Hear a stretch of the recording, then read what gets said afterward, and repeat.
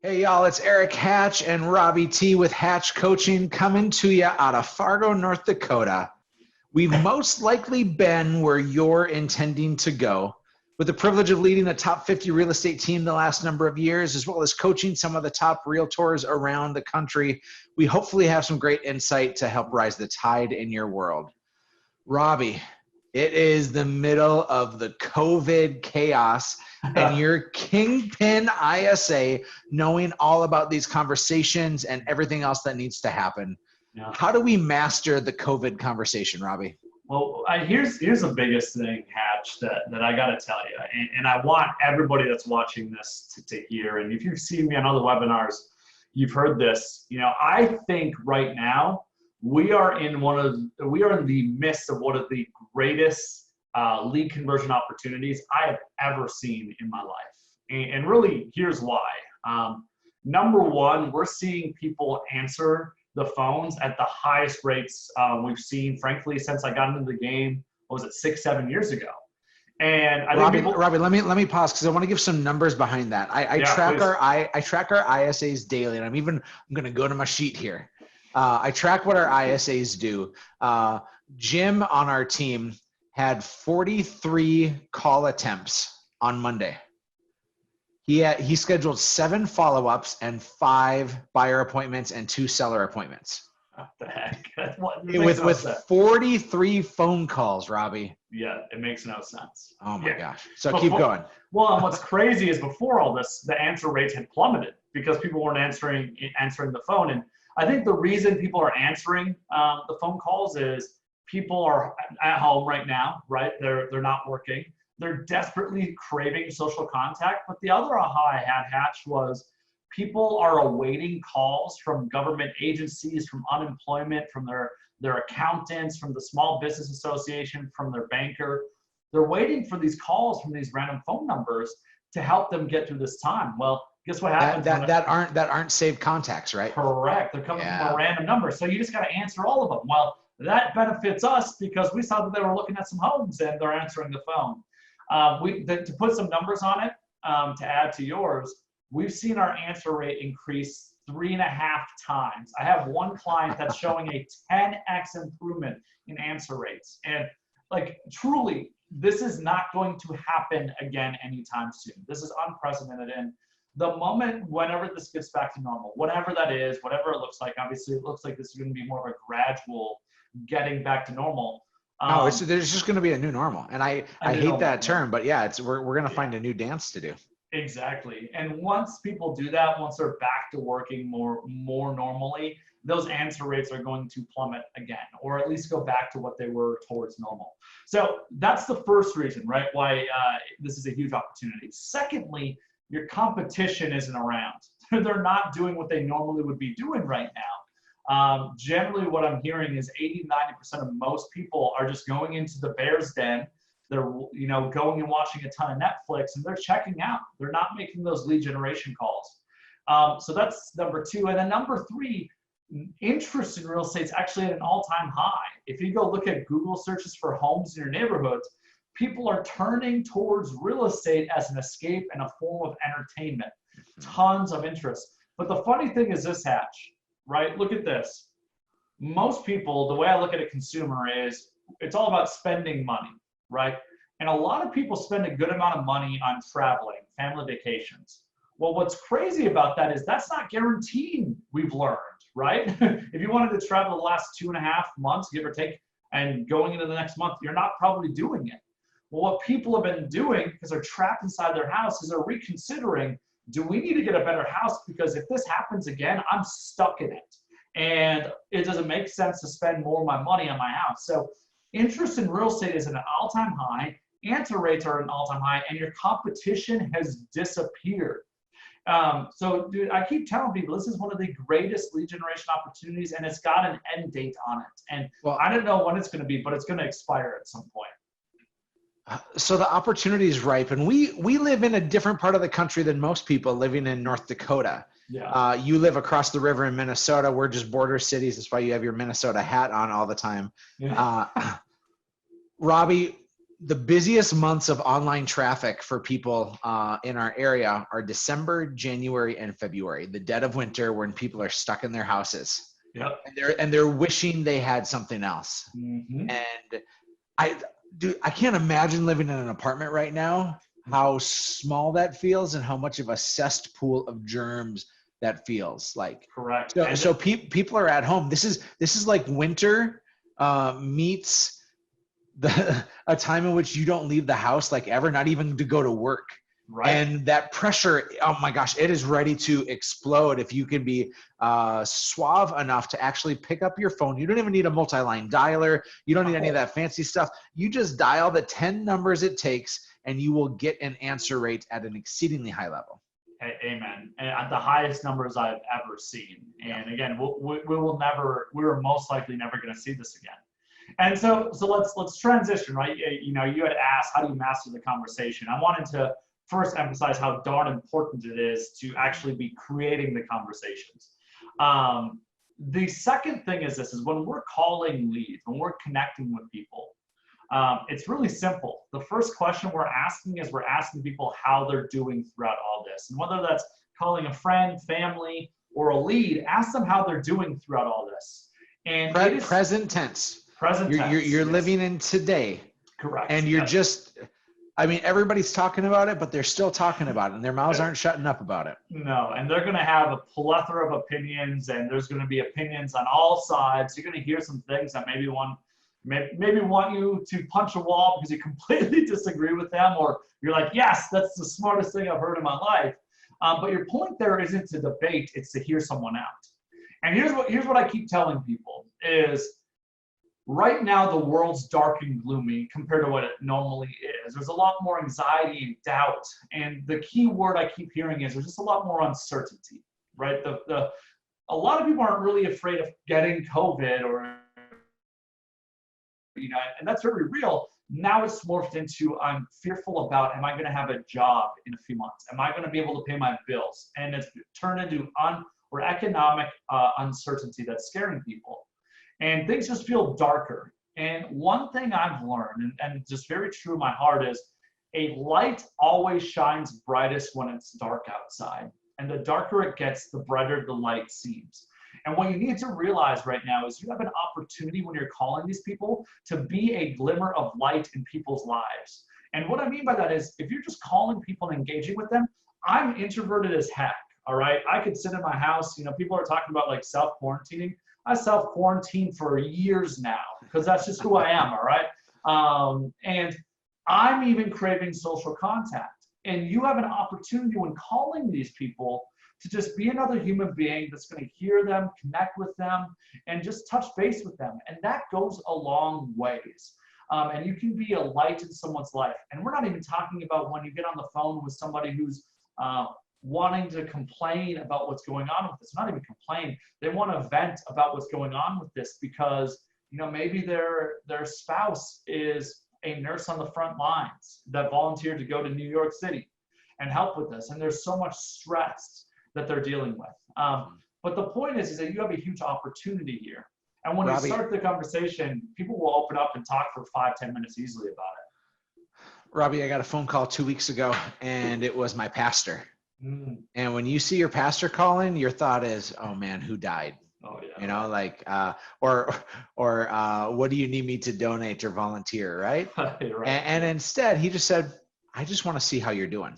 Yeah. I can't tell you how good that made me feel to just be seen and valued. And then he didn't have an ask on it. It wasn't like this, hey, since you're doing so well, or since your business is struggling, and then it was met with like the next thing. It was just a genuine connection call. And as you talked about that light in the darkness, just somebody seeing me and validating what I'm feeling, that was light enough for me, man. I mean, how many other calls have you received like that, Hatch? None. And that's the thing, right, is what we need to realize is people are going to remember their experience of COVID for a long time. This is going to stand out in people because it's so new, right? All of this is new, it's unprecedented, and it's all novel in our minds. We're going to remember this stuff, and we're going to remember that person that called when no one else was. It's just how it's how it works. And my biggest fear, I'm seeing a lot of coaching companies do this, that are sending out what I just referred to as utter trash that's going to actually ruin your ability to convert and connect with people, because it's centered around this idea that you should be calling with the intent of persuading people to do something they don't want to do. And I vehemently have always disagreed with that. I was on a webinar with someone and they said, I mean, this person's fabulous. And they said, now is the time to throw the script out the window.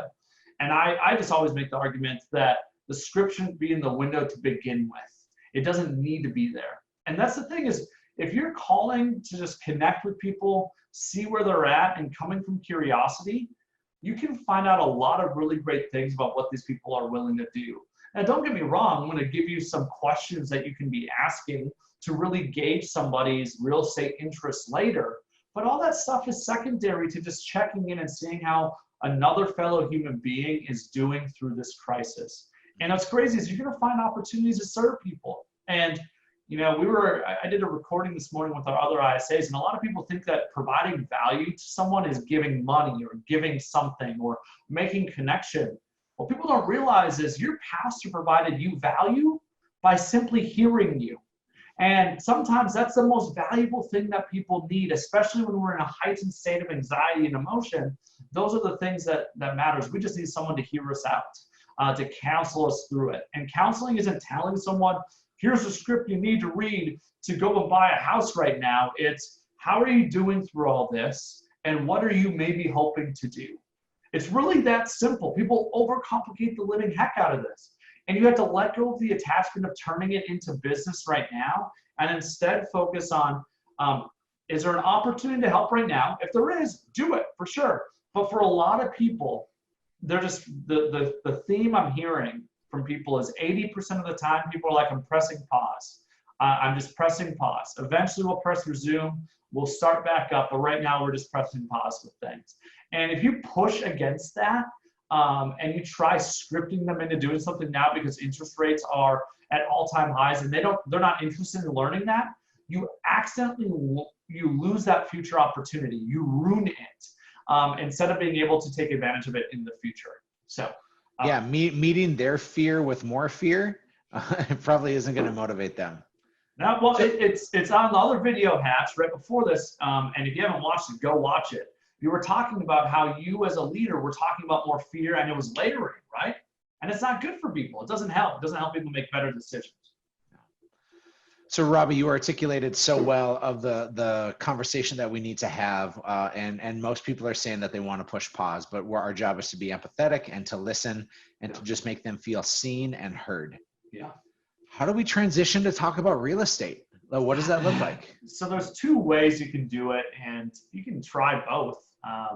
Have this conversation for 5-10 minutes, hear what people are going through this, what their opinions and thoughts are, and then eventually ask one of two questions. And I think the worst thing you can do right now is talk about, are you thinking about buying or selling a home right now? That is the worst the worst question you can ask. Instead, I would ask something like, well, awesome, I really thank you and appreciate that you shared all that with me, Eric. That's my transition, right, from what you just said. By the way, obviously you've been looking at some homes. I would love to hear, Eric, are you thinking about maybe making a move once things settle down, or what's going on there? So what I heard you say is, you said when things settle down, you're talking future tense. You're talking hopes and dreams. You're talking about what will be. You're changing my energy from scared today to hopeful for tomorrow, right? Exactly. And by shifting it from now to the future, you're literally, what people don't realize psychologically is you're getting them out of their amygdala and into their prefrontal cortex. Like, you're literally getting these people to think healthier and to think differently, because it's not right now. Everyone right now, and anything they're doing tied to right now, it's tied to anxiety, fear, and uncertainty. The future isn't.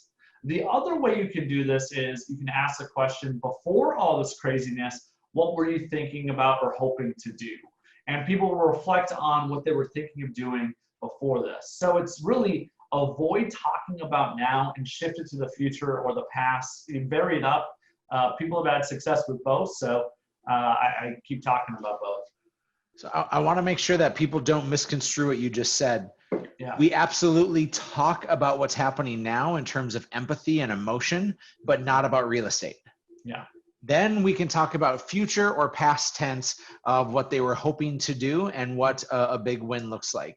Mm-hmm. And you can draw that out of them being like, what's it like in your living situation right now? You've been living with your parents in their basement. And like, what you want to talk about a crescendo push is like, oh my gosh, my dad is annoying the bejesus out of me and I can't stand this anymore. This apartment's walls are closing in on me and I need to get to a place quick. Like those will show up when you ask the right questions, but don't go in there with the hopes of securing a real estate client, right? Go in there with the hopes of making a genuine connection with somebody, making them feel seen. Well, and to a way I like to summarize what you just said, and your story is really visual, and I think people can relate to it, is if you think you're going to call leads and motivate them to do something, you're a darn fool. Because you're not going to motivate someone to go and do something and spend $200,000, $300,000, $400,000, $500,000, $1 million, depending what market you're in. What you can do, though, is you can have a conversation that unearths their underlying motivations. And by coming from curiosity and building a connection, what naturally happens is they open up about what is motivating them to do something. Now, what you can do, and there's in the beginning, you need to be not at all focused on this, right? Don't talk about real estate and do what we just talked about. But if you do have somebody that's like, yeah, we just want to wait to do something until things calm down. First off, that's so arbitrary. What the heck does that mean? Every person that says that is going to be something different. One question I would say to just get clarity during those moments is pay respects to it. So if Eric were to say, yeah, we want to do something, but we're probably going to wait till June or July or whenever this settles down, right? So this person's 2-3 months out. I owe it to Eric to ask one question, and it's simply this. I'd say, sure, Eric, that totally makes sense. But let's say that ideal home came on the market for you and your family tomorrow. Is that something you consider potentially, purchasing, Eric, or would you choose to miss out on that opportunity? And I'm not saying that to say, Eric, you need to go buy that house, right? I don't care whether you say yes or no to that question, but it gives me clarity on, is that something you'd be interested in doing? And I've seen a lot of clients that stop doing that because I always advise it during normal markets. And you should be doing it now because you're a fool if you think that nobody has a motivation to do something right now. There's a lot of people that are stuck renting, like you brought up earlier, that are in these dense apartments, and they're like, I want out. And actually, that's one of the biggest sources of first-time buyers right now, are people that are like, I want to get a house because I don't want to be in this dense apartment with other people. And they're like, I want out of this.